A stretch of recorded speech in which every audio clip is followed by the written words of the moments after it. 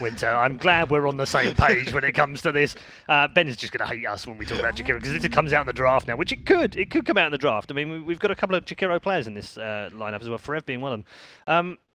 The funny thing is, though, when you look at Ace, like a lot of people go to me, oh, who's this new kid? Who's this new guy? He's been around forever, hasn't he? I mean, 2011, 2012, and had a bit of a break. He's had like 10 or 15 teams over the last 5-6 years. And suddenly, why has he suddenly become hot property and as good as he is? I think he was always pretty good. You think he was underrated? He just wasn't on great teams before. Yeah, and for this Seiko were like putting a lot of like when they had MP on, were playing a carry which sort of like creates speed. Ace has a much wider. How much is that going to impact him coming back to play Secret here? He's probably happy. On the other hand, Secret's going to know what he can play and what That's the problem, isn't it? They know how to play against. Kyo's more the focus. Yeah, they play around Kyo. So MP's not as big of a factor. MP's like, you can have a bad laning phase. It's okay, let them focus. As long as Kyo is farming on the app. That's right, hero.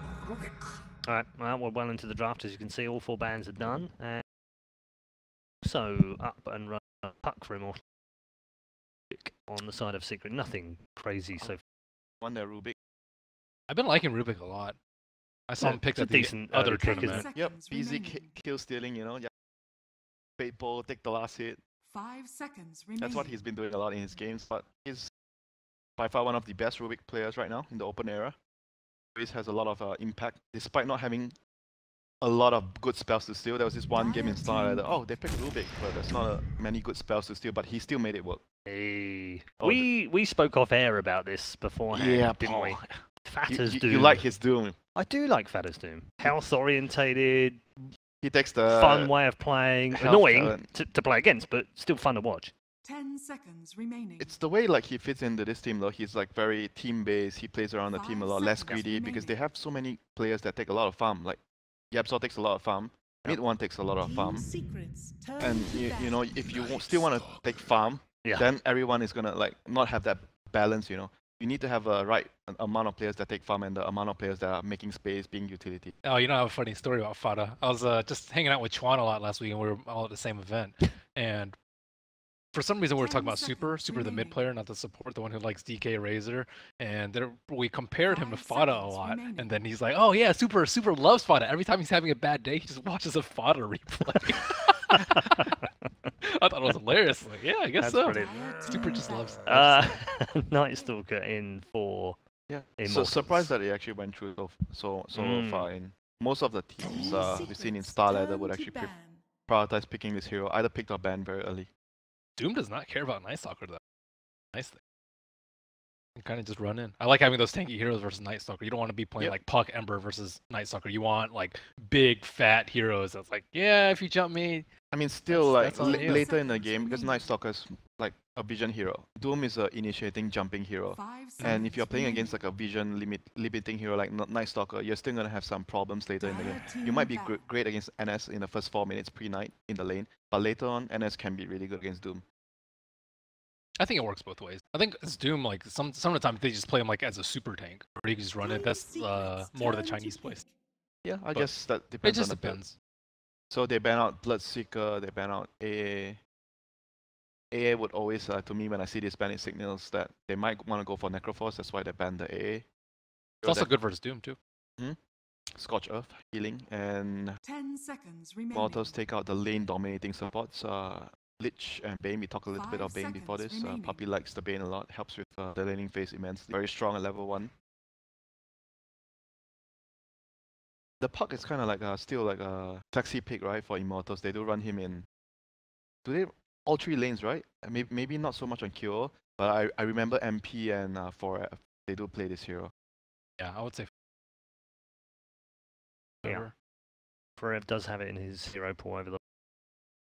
In this particular patch, anyway. It's really important that you open a draft and you want to have this kind of like flexi picks with multiple players having the ability to take the hero, so it's easier for the captain to draft around it. And they go for the Spirit Breaker, which is generally one of the heroes that teams like to go pick up against the Night Stalker. Just follow him around because Night Stalker likes to pressure, run around, roam during the night phase, and SB is the kind of hero that can 10 actually seconds match that remaining. aggression, get the vision when you charge him. That'll be a puppy hero, 5 seconds presumably. remaining. Yep. Yep, so it's going to be the one, I'm going to get all the farm, Puppy's going to Yeah. be on the SB, buying all the wards, and making sure that they have a good early game. It's going to help to do them out a little, but I imagine this game there'll be a lot of focus on the mid lane. During Star Ladder, Secret has been putting a lot of focus in their mid lane, helping mid one get a good game. And you feel like they'll probably wait until the last pick for that? Yeah, very He very has likely. a deep enough pool that they don't have to worry about the extra ban either. Mhm. So they go for the Winter Wyvern, which is a hero that rising in popularity 10 lately seconds as an remaining. off lane or a support. He's a hero that's pretty good with the night 5 vision. He has like night seconds visions remaining. with NS synergy, and still a flexi pick if they want to do like I've seen 4F play this hero in his pubs, so it might actually be a safe lane or mid puck and a off lane Winter Wyvern. It's a hero that farms a lot though, I would say. It takes a lot of space, and right now they have puck and Wyvern, so they have two heroes that actually push out waves, very good wave clear. So it indicates maybe they're going for a more speed push, pick off with the vision NS kind of game. And Secret go for the DK, which is going to mean that they want to group up and push. Play around the dragon form a lot. It's a lot of strength heroes, man. Timber, you're thinking? Yeah, that's what I was thinking. Is there anything else aside from Timber that's really good 10 against strength heroes? seconds remaining. Veno, but Veno's banned. I like Veno against all these tanky 5 cores. seconds remaining. Slow them down, kite them. But right now, Secret has a very solid draft around like 5 manning. It's a very distinct playstyle that they have. They want to snowball off the laning phase. They have good like lanes. They're hoping to get good lanes with the SB support and off lane, and try to group up with the dragon farm and take towers after that. And whereas for Immortals, they are much more looking like a split kind of game. Try to get pickoffs, and these three heroes right now, they are more leaning towards that direction. But they still have decent team fight with the puck Wyvern, but not much damage yet. So I assume if they want to go for like a team fight lineup, their next two picks would.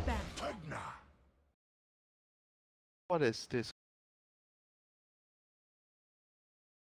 Probably off lane Pugna? offlane Pugna, 5 Wyvern, mid Support- Puck. Forev, Pugna.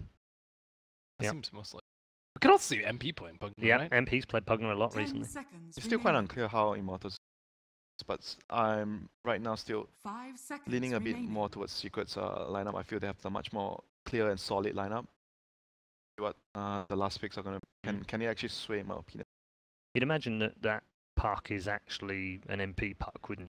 Yeah, Therefore, it's the Pugna definitely then possible. has to be a Forev Yeah, Pugna, doesn't it? and you might want to like pick some alchemist or something to bind the whole lineup Yeah. together. Some strong hero. Yeah, QO's played a lot of Elk. Right now, Secret are trying to figure out what is that Team banned. diamond. What is that? Haha. So they're going to small- take away the monkey, which actually is QO's most played hero over the last patch. Yeah. So good data. It fits him a lot. Snowballish hero melee core, very strong. The lane. If you put him at the right matchup, like a DK against melee, it's really good for Monkey 10 King. seconds But remaining. haven't they put them in a really good position now? I think that's quite a smart draft in a way, because they've 5 said, well, seconds you can remaining. ban the monkey, but then we've got plenty of other options in the team. But then, like, not all the options would fit a Cure. Cure is a very special and unique play that kind of like snowballish, that farms a lot. You would want to put him on those kind of hit. You do not want to put him on a Dragon Knight. Right. Nope. Or even a Puck. You do not want to put him on the. That's for me. I want him to be on a hero that requires the most farm on my team. So they ban out the Brood. Still worrying about the cheese. Yeah. But the thing is, like, they won't have last pick for this. They have to pick a hero that might get countered as well. 10 seconds. So there's a lot of things that you want to consider right now. You need to think ahead of what the enemy might pick. 5 You have to pick a seconds hero according to remaining. that possibility. I'm kind of still feeling the Elk here for them. Not sure what else is best for them. They have pretty good Aghanims heroes. Night Stalker, Pugna, the Yep. Puck, so Alchemist would fit. Doesn't care about Doom, and Ace band. They need a front line, and Elk would provide them that front line. Secrets turn to play. I still think they would have damage issues. Oh, they pick CK. So what is Kyo gonna play? I think Puck. The Puck. So CK is definitely going to be their front line now. And but Dragon Knight is pretty good against CK. You have that splash damage. Say Secret still has 10 seconds pretty okay remaining. heroes that are dealing with the CK ultimate. Have one more last pick here, which 5 seconds they could still pick remaining. something. Sven is Sven is really pretty good against. So you don't think QO is going to go with the CK? No, I'm not sure though. See Medusa too. Yeah. See Medusa sometimes versus Wyvern and Chaos Knight. Doesn't care about getting cursed. You can still like split shot your enemies, so they can't really do that much in curse, and get Ags and kill all CK solutions. So that pick is also really. But does Ace play? Didn't play Any carry can Any play carry? Medusa. Okay. Yeah, but Hasn't played it in this patch. they probably don't like. He probably doesn't like to play. Oh, Choose your Arc Warden. hero. Saw it in the second game of the first series of the day as well. Not so Sold sure. on it. I think it's But it's okay with a Dragon Knight lineup because you have they have 3 front lines. The Doom, the SB, and the DK can be the front line. Yeah. You need heroes that can protect the Arc Warden. and create space for him. Spirit Okay. Breaker is perfect hero for that. Let's do quick predictions. Winter, what have you seen from the draft that allows you to go Secret. one way or the secret? I like the draft more solid. Fight, good team fight. Even with the Arc Warden pick at the end. Yeah, and I'm not so sure what Q gonna play though. Right. If he's gonna play the puck, I'm not so sure about that. I I've think seen QO is going to go on the CK personally from history, but I think he's gonna play. all right, I we'll believe in see. QO too. We'll have that bet alongside. Is that Who are you going nice, for? aggressive hero? I'll go with Immortals for this. I know they're the underdog, but I like to draft just a. Okay, good. All right, well, there we go then. Predictions are done. They've been split one way or the other. We're going to find out over the next couple of hours which team takes home the victory and heads on into the winners bracket, which we'll see at the end of the day as well here in Group A. Time now to head back to the commentary team. We've fogged off one player into the commentary box. He's been joined by a British Australian. Of course, it's Toby One alongside. You know, Red Eye thinks he's funny. You're getting fogged off, and he's having a crack at my dual citizenship. He's trying so hard just to get at me. Yeah, It's not working. trying hard the English way, which is not funny at all. I'm Toby. This is Fogged. Hello. And we're going to have ourselves a good bit of fun. Team Secret going up against a team which I refuse to underestimate. I know. Always. We watched your video or your interview, right? Wait, really? Was it an interview? Prepare for But battle. yeah, I did one on a website which nobody knows about. But that's not the point. I saw it. Wow. Thanks, Fog, Anytime, for dude. reading things which I thought. That's great. Dude, I got you. I mean, we're lucky this game, though, for sure, like you're saying. Yeah. We've got Yapsor and Rubik, and everybody's happy. And, I mean, I got a Pugna in my game I'm casting. I'm a happy man. I'm always happy watching, like, if Yapsol plays Rubik, if Kuro plays Rubik, if anyone plays Rubik, I'm kind of happy. The only other time I'm happier is if somebody picks Enigma. Please, new patch, make him viable. For now, we get crapped on with Arc Warden as the new thing. Hey, come on. He's fun. He's interesting to watch. I think every team needs to have this kind of player that plays... Yeah. We mentioned on the panel, someone that plays these disgusting heroes, that's Ace. Ace plays Broodmother. Ace plays Arc Warden. What's the other big one that Ace plays? 30 seconds to battle. Huskar. He plays all of them. I mean, in pubs, he's all over those, disgusting heroes. Yeah, it's true. Only great, disgusting things come from Denmark. That's where we give a lot of credit for they have Cinderin good- as well as Milk. They have some, those are great things. How can you say? They're How you great. flaming sick? I love trolls. They're disgusting. They No. are disgusting. They've got good pastries. Come on. Disgusting, but OP.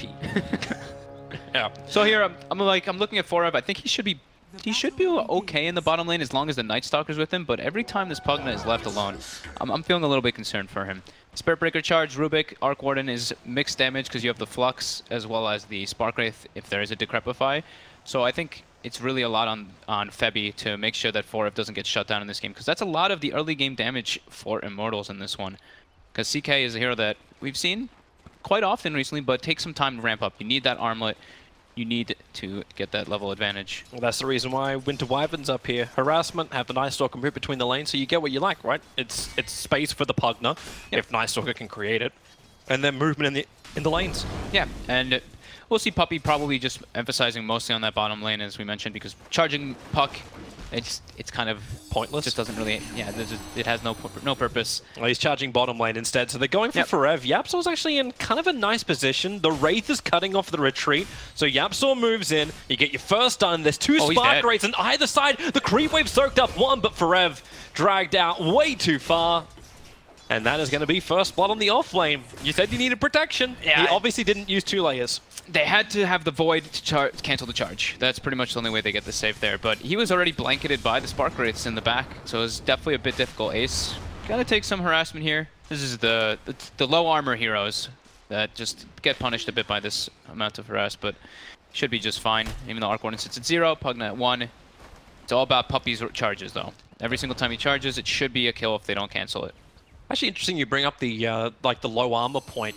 Is that where CK has to move early before they're able to build up items to like kind of make up for that lack of armor? The 1 armor on the Doombringer is a base. The 0 base on Arc Warden only buffed up by his 1 item at the moment. I mean, yeah, it's gonna hurt. They'll probably itemize for it. We'll see Doom get some, get like the Ogre creep, more than likely to be able to deal with that to throw it on his teammates. But they're more of like the DK being that front line and Arc Warden getting online later, because that's just what we see from the hero. The hero needs a lot of time. So they'll buff up the other guys and make sure they're fine. And we'll probably see Puppy get like the casual buckler. That's just, you know, Puppy. Or Medallion, something along those lines, just to be able to throw on his teammates. Febby and Puppy having it out a little bit. It's only just casual harassment. I think both sides don't really give a crap about this. You're keeping your... Okay, well maybe you do when you jump down towards Forev with your charge forward. YapzOr's in the neighborhood, just keeping them away. Febby, okay. Well, he does have that Void thanks to the Decrepify. The amplification was there. Puppy's dropping low, and he won't make it to the Vuls in time. So Forev able to level up the kill count on that bottom lane.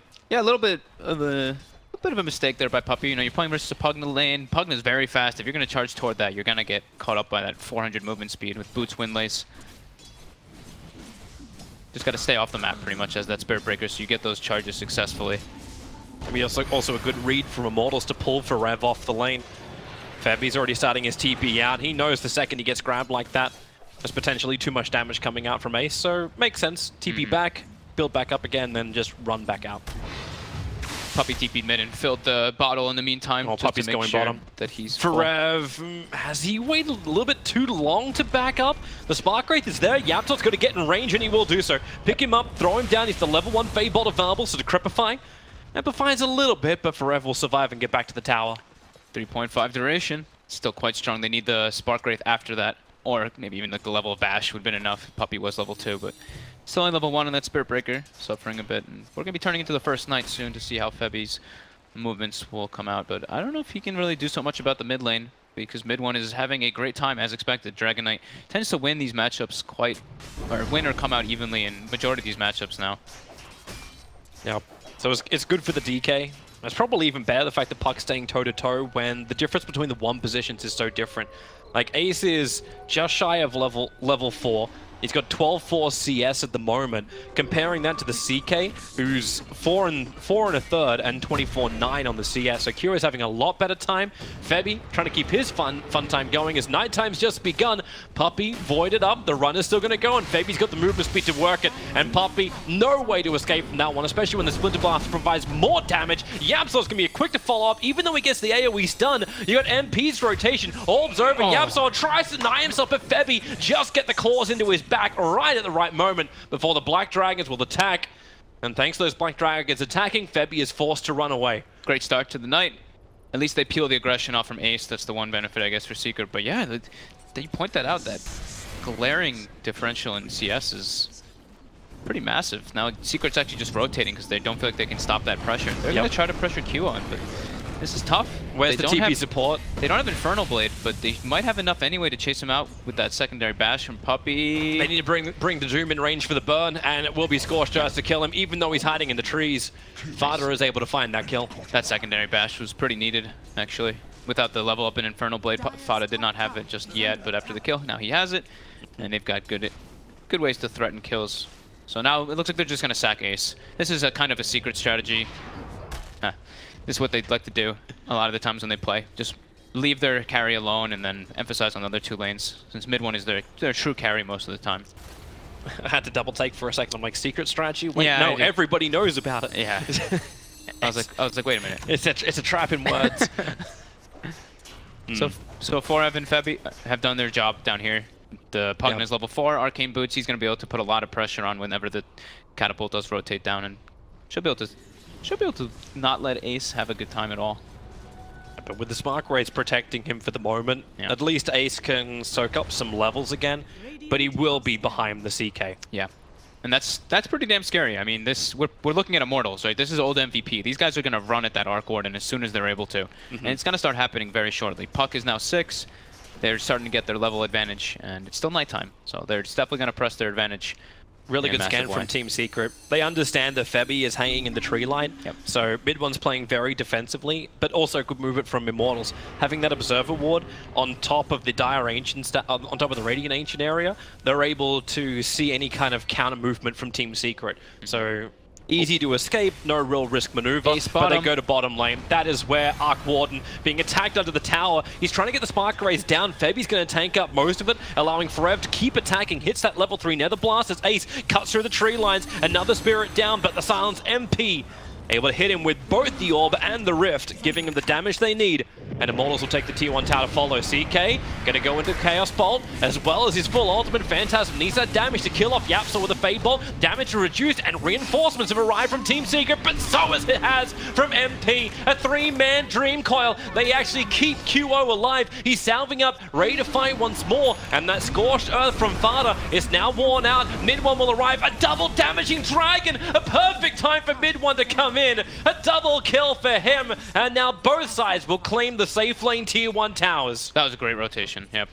Perfect timing there for mid one. But the Puck also, that was quite a decent one, but they're pretty durable on the side of Secret. This is what we were talking about. The Spirit Breaker, the Doom, the DK, these 3 heavy frontliners don't really care too much about the spell damage. Once Winter Wyvern gets some more levels in the Arctic Burn, that's some of the damage, but Forev, at least during that, is able to take that bottom tower. We see the Phantasm get nuked down very quickly here, of course, from the AoE burst. I wonder if this actually begs the question. We were talking about, at least with the low armor, maybe that would make it a little harder for Team Secret. But where was that physical damage? We were asking for it with the 5th pick, going, how are they actually going to find this Immortals? Or even tossing up Phantom Assassin, even though you said that would lose the game. But like, how would you find that damage in the future? Is it just CK having to level more than he already has? That's what they need. They need to like have the armlet online. This hero takes quite a while still, and QO is feeling the pressure. Even though he was free farming up a bit top, he's 0-2 now. He's queued up a Midas. Yeah, he's actually changed his mind. Dubu's on the run on top lane. Quick Infernal Blade's going to hit him. MP able to kill off Puppy in the jungle in the meantime. So kills on both sides of the map. Supports the ones to die. But Forev's adding the pressure, so the money will still come in with this push. Yeah, Puppy's fine with this though. This is his role actually as the team lately. I've been seeing. He just dies, tanks the ganks, especially when Yap starts playing the Rubik. Make sure he can get his items online. So they're charging MP. It looks like Team Secret want to fight in the bottom lane. MP, okay, they're going to pull out the Spark Wraith. Triggered out by Ace, and now he's going to clone it up as well, looking for as much damage as he can to Febby, who starts his TP. Yapsa will cancel it, however. And Ace will find that kill on the escaping Night Stalker. Ace needs those kills to come back. They're going to smoke up and try and push. Trying to get some kind of pick off here. Oh, it's going to be Puppy, but under the shrine? He should be fine with the charge away. Yeah, it's gone. Well, they don't find him. Now they will find the DK. Decrepified up. Puppy's already started his charge out. Bafada with a TP. Again, Team Secret coming in force. Did he just get the stun after the life strange started again? It looks like that happened because of the projectile. So Forev tries to decrep drain, gets stunned up. They're in the jungle right next to a shrine. You're going to get outnumbered there. Very aggressive play coming up from Immortals. And Secret, the big shining stars right now are definitely Fada and mid one, being at the right place at the right time. Yep.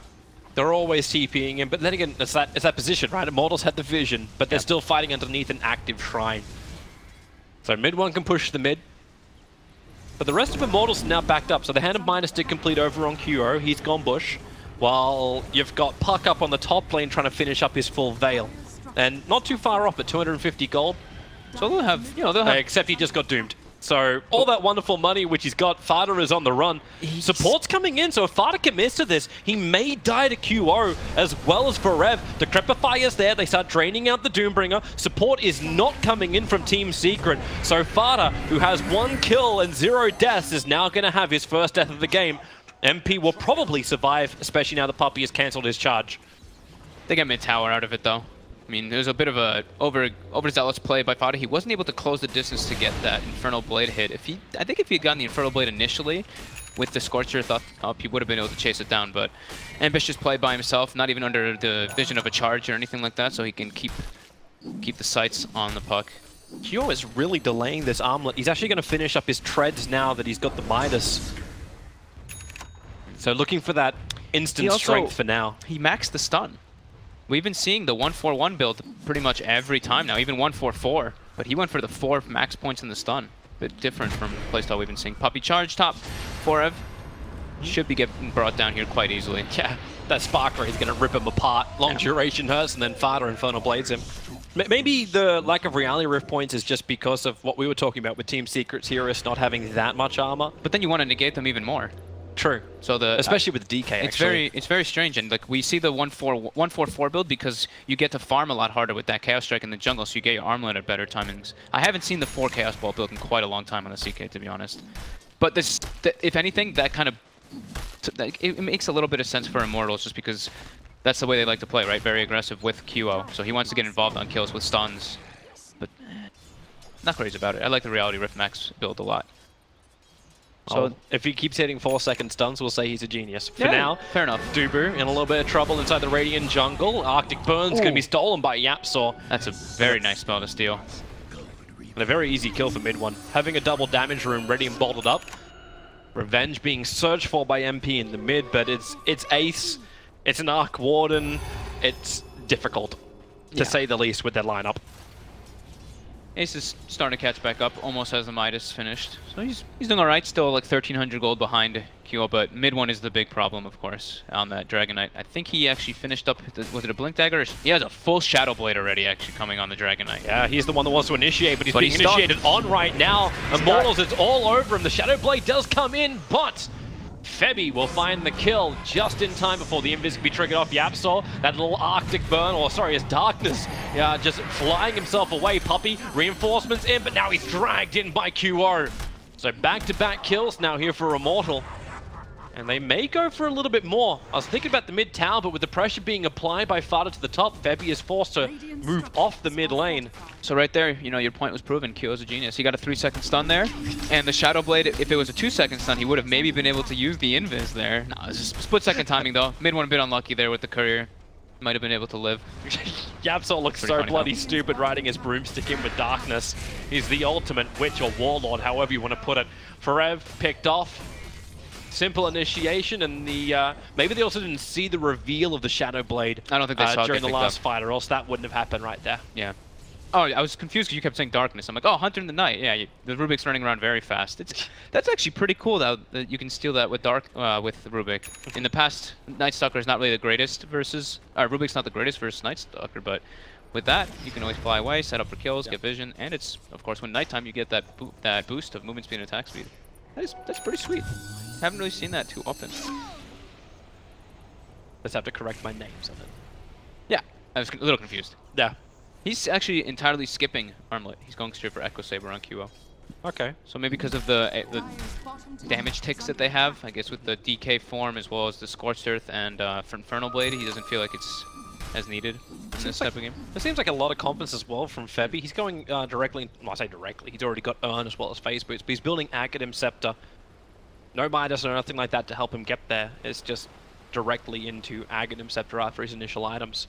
Yeah, usually you see it versus like heavy team fight or something, so they can see like the blink initiators. But I guess this time because of the Shadow Blade and Febby. Yeah, not certain he really wanted to be there. Not while Yapsaw's in the neighborhood. This time he'll steal the level 4 Void. Febby is being charged. Puppy's on his way. But he's coming a long way up river, and Febby, the damage is not enough. Fada did not. He like canceled the Doom as well. He didn't want to commit it onto that 4 support hero. But Febby's pretty farmed. Maybe whatever. That's like negligible. He just wants to save it for the next team fight. For when they go get an objective off of it, they can actually push with Doom up.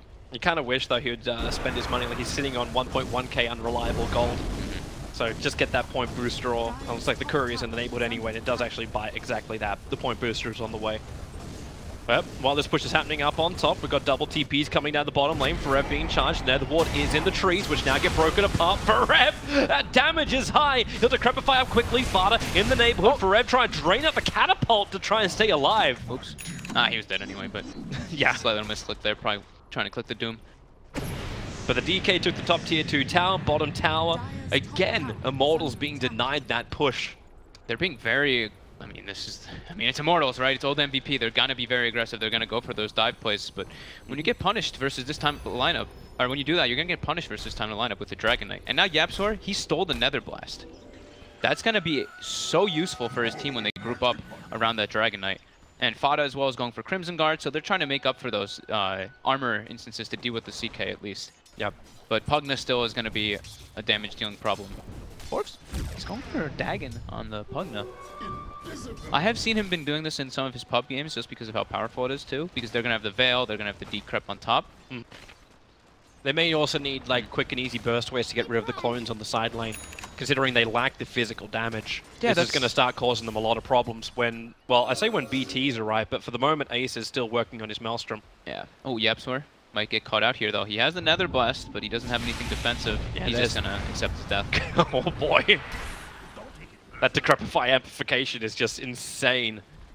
They're really gonna lack physical. It's all relying on QO if he is truly gonna be going for the Dagon on the Pugna, which it doesn't matter what you get on a Pugna. Life Drain is It's space whatever creation anyway. though, right? Like, Yeah, so I guess. for the mid game you focus on your magical damage, into the late game you look for the unstoppable QO. I guess Arc Warden doesn't want to build the BKB till super late in the game, so you can just insta-burst him in a lot of occasions as the Pugna, so it kind of makes sense to me in that manner. The double Shadow Blade boys were looking for a pick-off.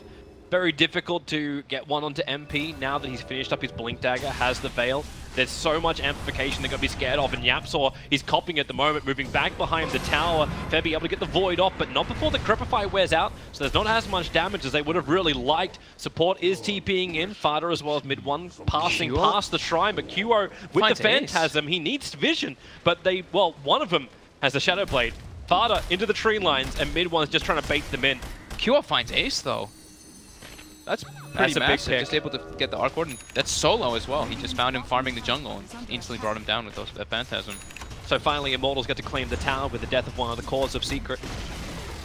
Radiant's bottom tower. Secret's definitely struggling a bit because their lack of the teamfight lineup. They can't really run into Immortals unless they have a clear vision advantage or an outnumbered advantage just because of the nature of their heroes. Winter Wyvern, Puck, Pugna, just way too hard for Secret to run into at this point in time. It does seem kind of crazy to say that when you have a Spirit Breaker on that team. Like, you're meant to run into the mid one, MP looking mid. for an opening.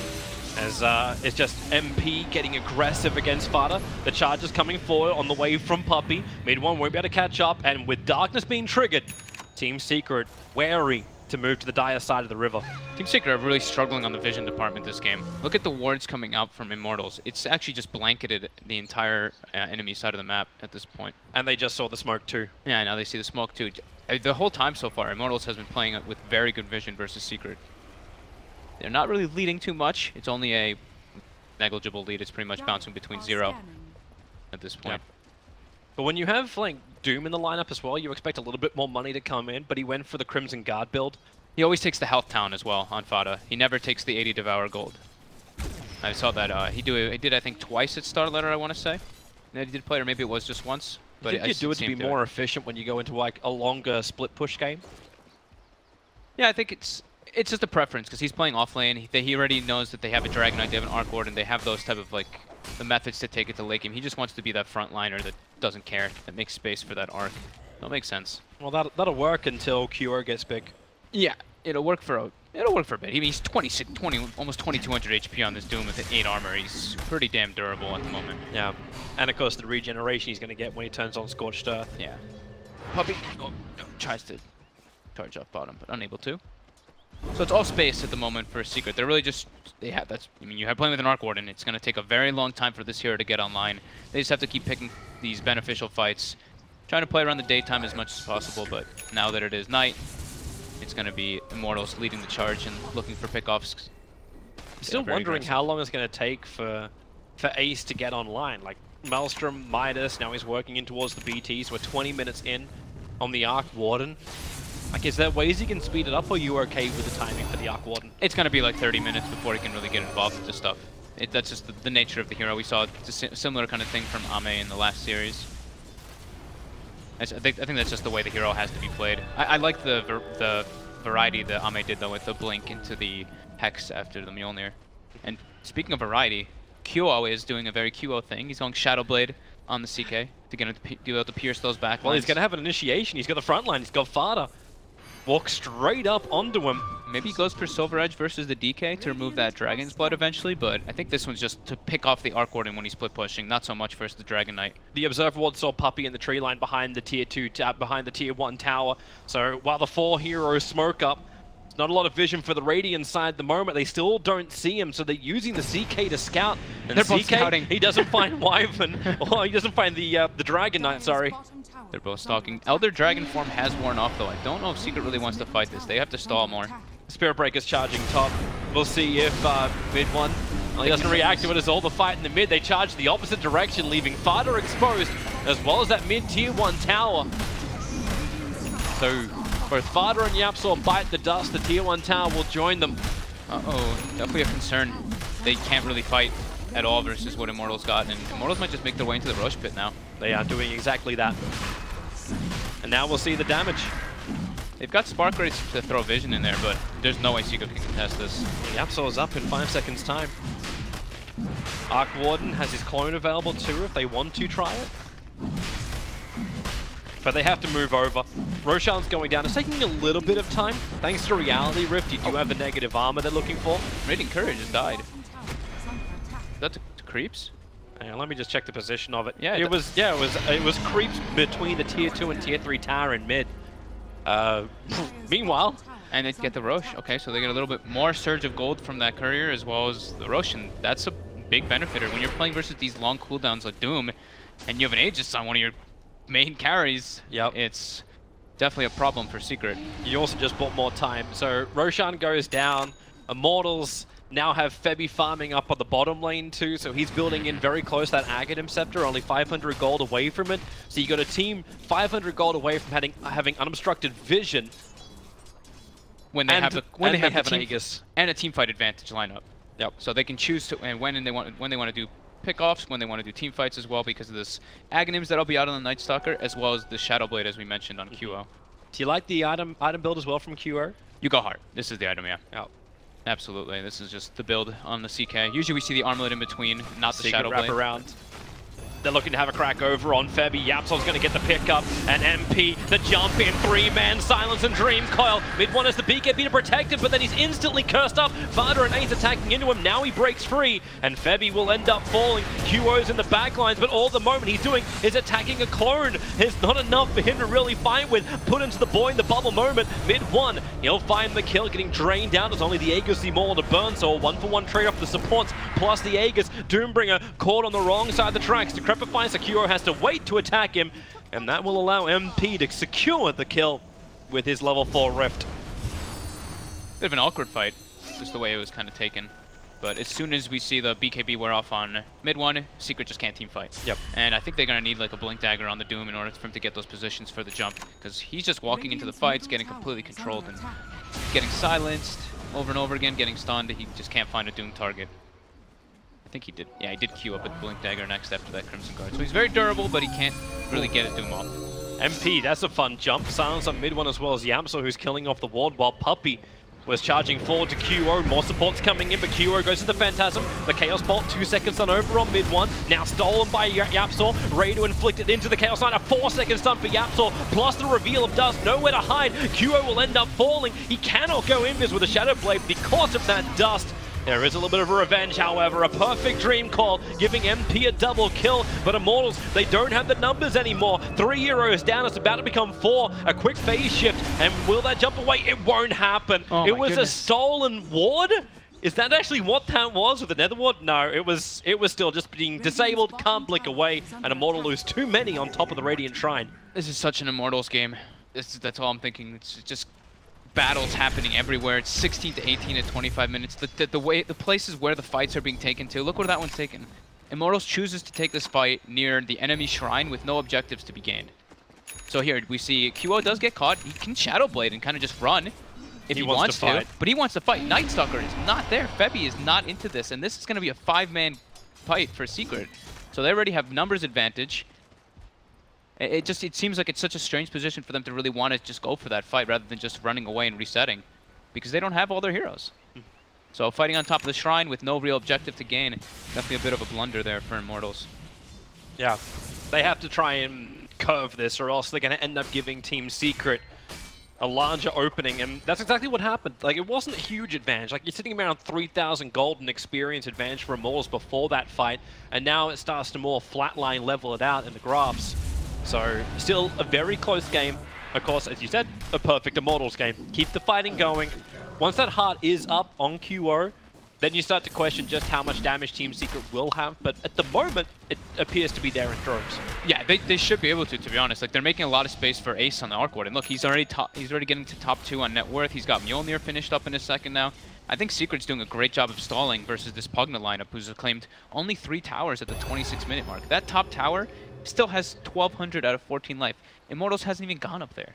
They've just wanted to battle inside the enemy jungle, battle inside the other side of the enemy jungle, not really looking at the objective game, just fight, fight, fight, and that's Immortals in a nutshell. Yeah, like we said. I wonder if it's also Immortals thinking like it's more about the high ground than anything else. YapzOr silences out, mid one, right behind MP. Support's going to be there in the form of Dubu. They get the strike onto MP as Puppey starts running up into the river. He's really on the wrong side of this, so Febby's able to help bring him down with the help of Forev, but the curse keeping Doombringer out of the fight, while it will be Ace trapped in by QO, and here is that damage Immortal wants with mid one's BKB wearing off. He's out of range of any kind of detection. There's no gem, there's no dust, so he can just keep the run going, and Febby focusing the grab into Yap, so he can't reach him, so he voids Fighter instead. QO, he's on the way in. Reality Rift pulling in the Doom. So much negative armor and the 4-second Chaos Bolt. Combine it with the Sucky of Forev. They'll bring down Farter, and they're looking for another bigger one. They're going to be the last Dragon Slayer if possible. Mid one's on the run. The last survivor of his race. Team Secret being that. All 5 down.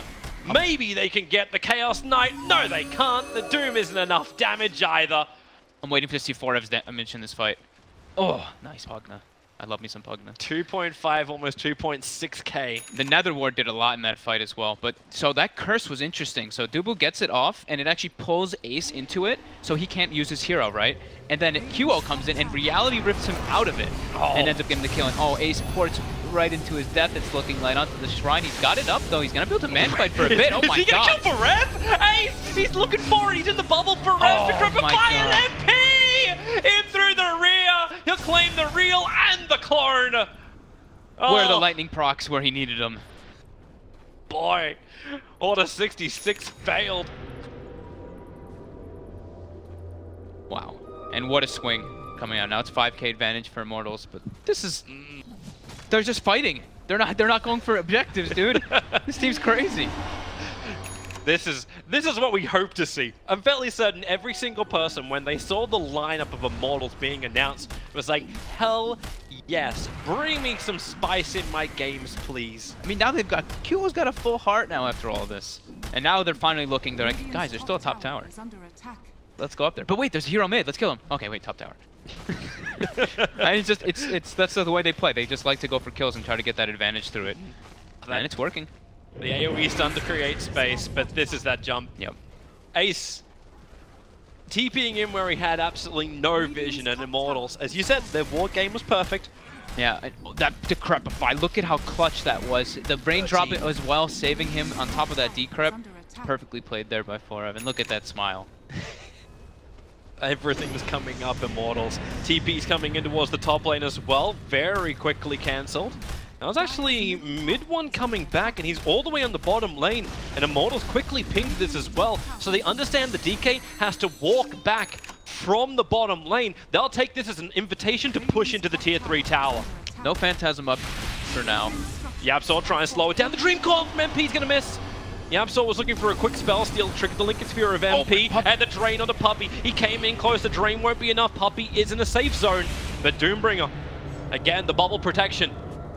Immortals tried to push, they did some decent damage, but they don't claim the objective. They forced reaction. I think that's the biggest thing there. They got some deep wards down, they forced reaction. I think they're pretty happy about that, but Secret, I think this is the time for sure for them to buy a gem. Try to get that ward vision, because I think they're starting to feel that they're just under vision in all times in this. How do you get the ward vision when Febby has the Aghanim Scepter? It is tough. It's almost impossible, and coming up to the next fight would be Roshan. He'll spawn up in under a minute. This is another reason probably why Immortals backed up. If they try to force that issue, lost the fight, they'll give Team Secret the opportunity to take out the big man.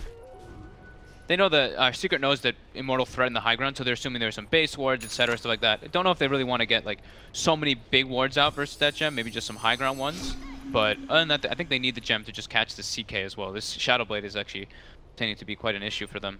DD on QO is looking for a pickoff. 20 now as well. He hasn't found the opening just yet. Instead, they're picking off the wards, which is making Team Secret a little bit more nervous.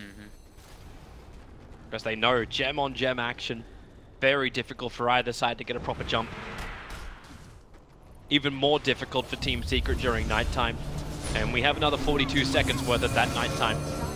And Darkness coming off cooldown in 5 seconds time. So it's, you could say it's a night there.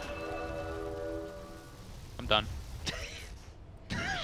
that was decent. Well, welcome to the worst joke of the day. I'll probably have a worse one than that. Actually, Paul probably already had like 4 worse ones today. That's true. We just don't hear him because we don't listen to Paul. Jump forward, QO being initiated on, charge in. A lot of damage on the puppy for that charge. Even with the Doom on the CK, you know he can tank it out, and the curse is wasting the BKB at mid one. By the time he gets out the curse, the BKB is already done. Yeah, Immortals is just going to reset. They didn't have to commit anything big. Secret committed both of their big ults, the Dragon Form as well as the Doom. So they're just going to wait. Doom is over, and now it's their time to get that aggression going. You do have Darkness running out, though. That's going to be the only disadvantage here for Immortals. So they won't have the pure vision advantage because we're coming out Darkness into daytime. Oh, okay, yeah. I was like, yeah, 24, 28. Yeah, you're right. They're going for the smoke up anyway. They want to fight anyway because it's under it's into the no ultimates that Secret has. They want to fight anyway because they're Immortals. Because they're Immortals. No, it's Dragon Form and Doom are the only really real team fight skills that Secret have, while Immortal has quite a lot more. And they're not having to use Phantasm, of course, for any of this. But they're gonna have it for their Aegis and Cheese siege push. Yep. Ready for that one. Roshan is already down to 1/3 of his HP. Team Secret not really in the area to contest this, and with the creep wave pushing in through top with no defense, this has to flag warning bells for Team Secret. Something is awry. I just don't think they just can't touch that. I don't really see how they can fight into Immortals lineup when they're 5. They have to look for pickoffs in the back lines, but versus this Nightstalk Dragon Imps, and Immortals just been sticking together. That's the one big beautiful thing when you are just non-stop fighting, and a fighting team is you're always going to be together. So do you just wait for it? If Immortals is that predictable, they're going to fight as a big group. Can Team Secret defend high ground? Let the tier 2 tower drop in mid and fight them inside. I think that's their only way that they can. They still have to buy more time for this Arc Warden. He's not online. And even if he does get online, playing versus a CK like this already, who's sitting at 4k HP, soon to have an AC on top, which will push him up to the 25 armor mark, it's going to be really tough for them to actually bring him down or just force them out of their base. Well, Immortals have claimed that last outer tower. They want the tier 3. This will open up the shrines as well, so the only outer positions the Team Secret have to work with. Under threat if they can bring it down, the Darkness up for Febby, so vision gain from Team Secret is even worse. They only barely see outside their base with this vision change. QO into the Spark Race, but all he's got to do is back up, regenerate up a little bit. Once the heart kicks in, and they can just keep doing this time and time again.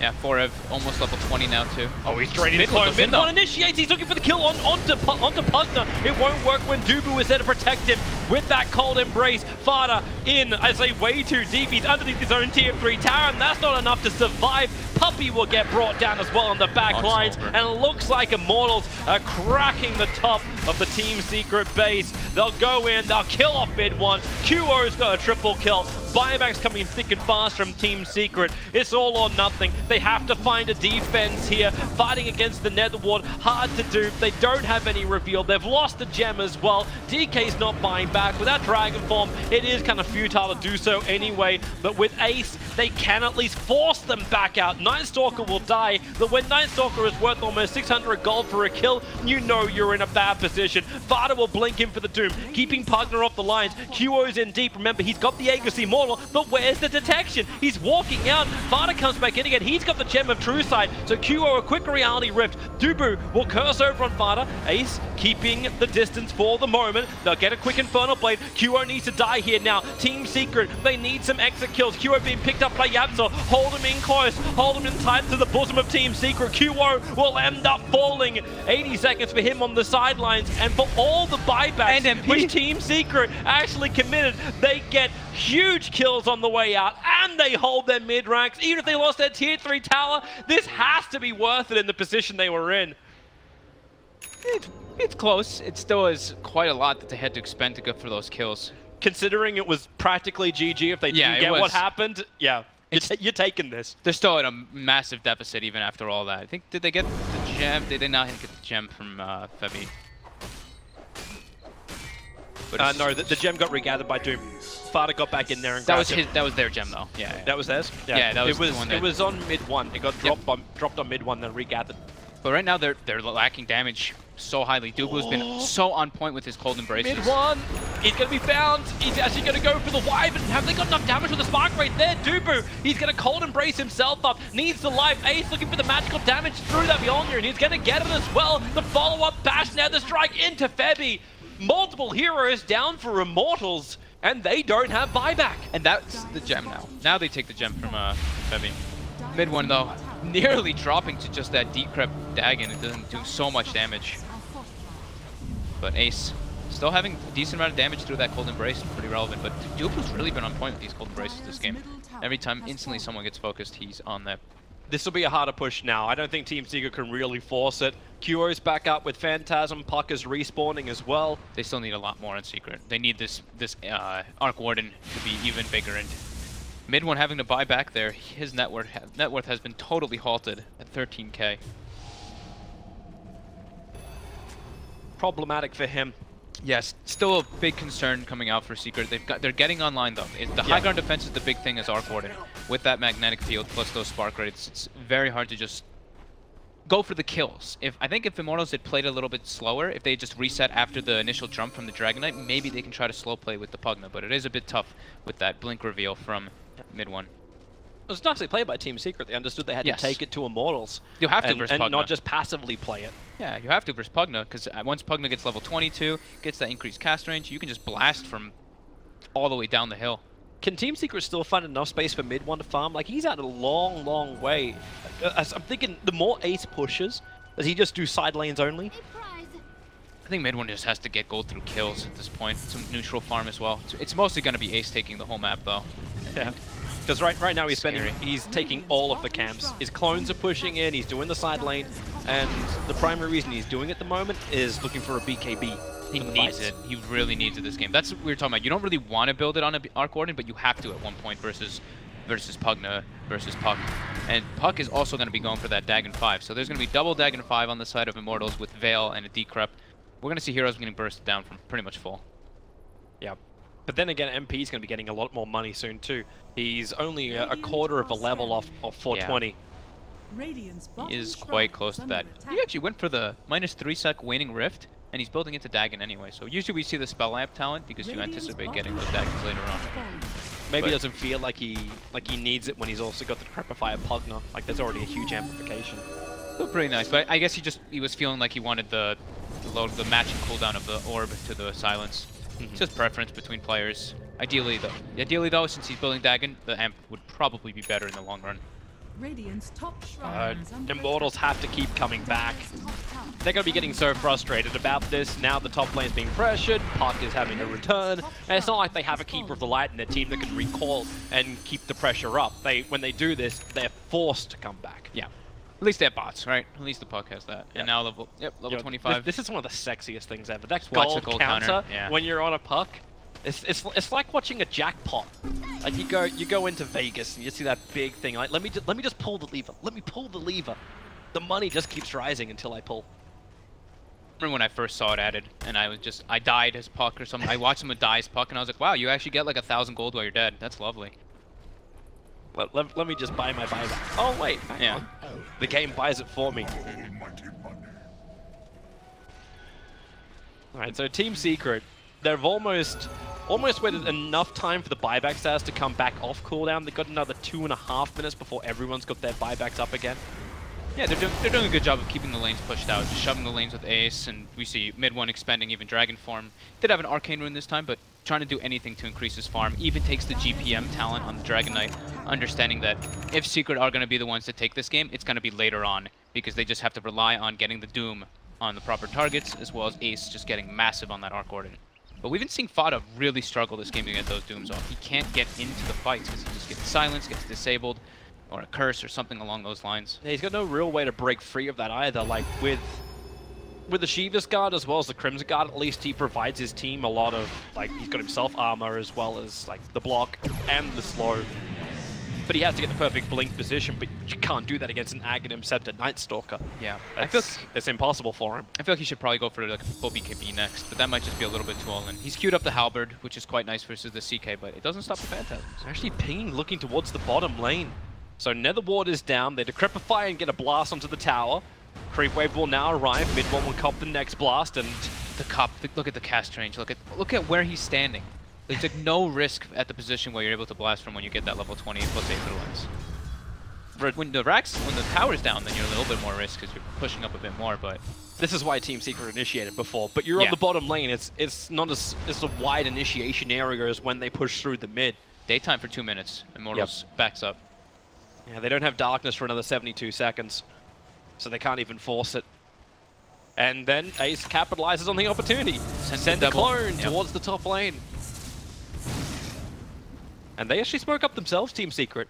Oh, you want to try and defend. There's no one really defending the bottom tower, so I wonder if Immortals will worry about this. MP just broke the smoke mid. He blinked in and he was trying to clear the creep wave, but unfortunately YapzOr was inside that area. So they do see him, and we'll probably see the next fight happen around this Roche. Yeah, he is up. Nighttime in about 1 minute and 50 seconds. If Secret can capitalize on the daytime He's got an Invis Rune and he's still got the gem. So they jump in. It's actually Team Secret. They're going to go into the pit.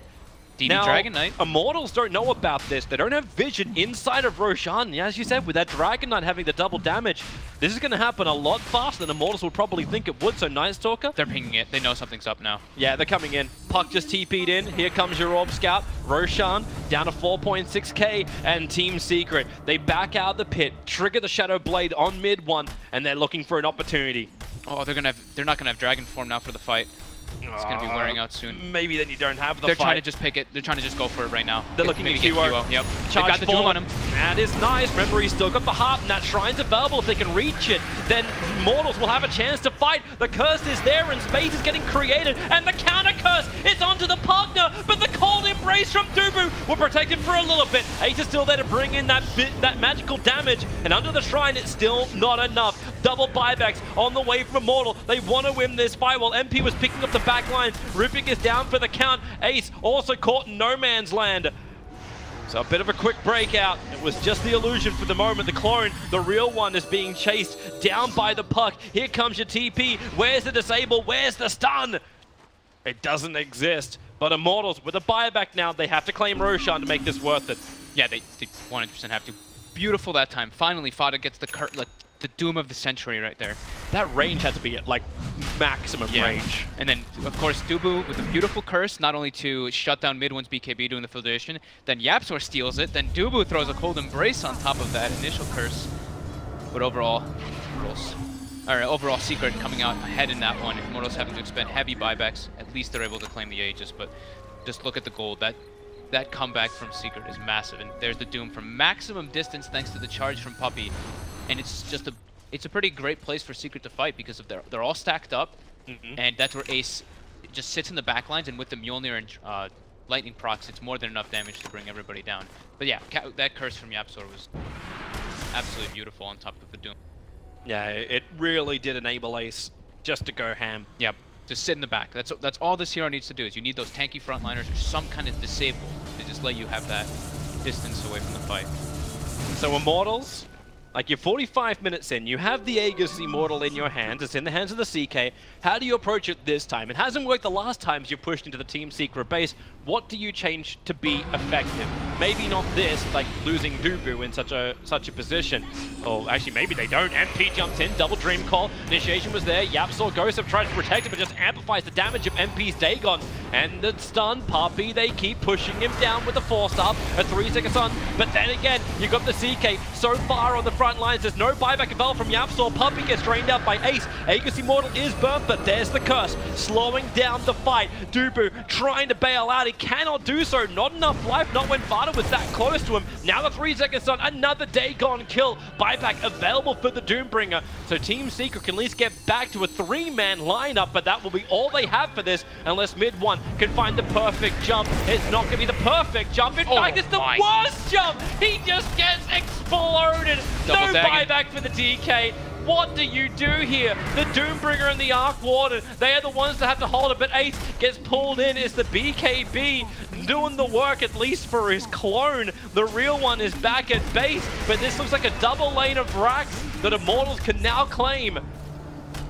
Having level 25 now in QO, he can use the Reality Rip to pierce through that BKB to force them into disadvantageous positions. But yeah, Immortals with that Aegis, with that cheese.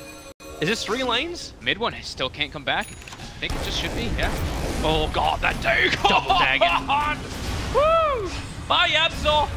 Don't feel this! They got the Doom off on the CK. Kuro's dead, That's though. nice. He doesn't actually have the Aegis Immortal anymore.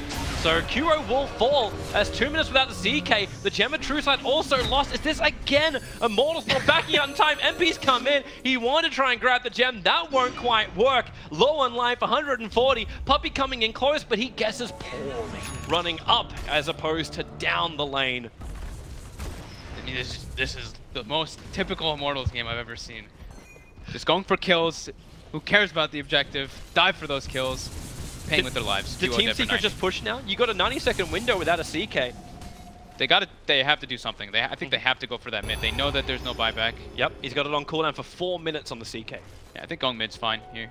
They might be able to actually get a Rex, but it's still pretty hard to defend into Immortals deep push and out spam. Yeah. With that puck and Pugna. But you got crazy push that can arrive from the Arc Warden, so he can keep the side lanes at least pressured out for the moment. Dubu's TP is on cooldown for 10 more seconds. And Splinter Blast is pretty nice to be able to push that back. Mid one and Puppy are looking for an opening. The Shadow Blades, they're just holding in close out of vision of Immortals, hoping that someone will just come an inch too close. They're probably hoping more on MP. What? Hey! What? Control, Alt, Delete, Hero. Except he can't restart for 75 seconds. Now Dubu comes out, the curse is only on the clone. Puppy turning around, just staring at the clone, but Dubu, he's in trouble. The Nether Strike will pull him back out again, and now it's all really up to Ace to keep this pressure on. Without the DK, they don't have that fantastic push power, but they have the damage. Febby copying so much so quickly, they need to get a lane of racks. That's what they need to bounce it out, but in 20 seconds time, the CK is back to the world of the living, and Team Secret, just how far can you force it? Febby is hovering around, you got the movement speed on Fada, and here comes MP, looking to force the fight. 8 seconds till the return of CK. Febby in the middle of it all, but the Dream Call controlling up Team Secret. They've already found 1 kill. It's on to Fada. He's down for a very long time. Ace still alive and kicking for the moment, but with the return of CK, QO comes in. He TP's on top of the shrine, and now he'll start ripping apart the Mad Cow, who just madly charges back to the safety of base, but MP too quick with the Yule Scepter, cutting off the retreat. Dagon's down the Mad Cow, and the disease has been removed. Arc Warden, though, still cancerous inside the base defending. I'm still speechless how fast mid one just got bursted. He just got double dagged in the beginning of all of that. The dagging's heavily paying off, though, having both of those. Even though they have BKBs, it's, if they don't get it off, they just get insta-bursted from full. Literal 2200 damage. It's like the second he gets bailed, and Crab is like, okay, well, I'm done. QO walking up into the high ground, getting stun up, comboed. He's got Phantasm down. That's a lot of drain, and now mid one, the damage! All that Dragon Blood armor and regeneration Ace counting gets for stunned up. nothing, and a 4-second stun on Ace. That could be the game right there. Ace will buy back. YapzOr trying to buy some time with a Ghost, but once again, all it does is amplify MP's power. 4 heroes down, none of them have buyback. Megas will be granted to Immortals, and it looks like game 1 of this series will come along with it. The curse perfectly onto Ace. They'll finish the job here, Immortals. Team Secret pushing up the daisies. GG. That was crazy. There's 73 kills in this game. Immortals are the most bloodthirsty team I've ever seen. Props to them, though, giving everyone a lot of entertainment with the double daggons, but really nice little intricate plays coming out from like Dubu in particular with the cold embraces, QO getting very farmed, but Secret definitely falling quite short. Mid one dying back-to-back multiple times, and Ace, even though he's got Godlike at the end, it's really tough to play Arc Warden versus CK. They just pierce the back lines and jump on him. Yep. Well, the panel was wondering, would the Arc Warden pickup actually be what they were looking for? There was question marks.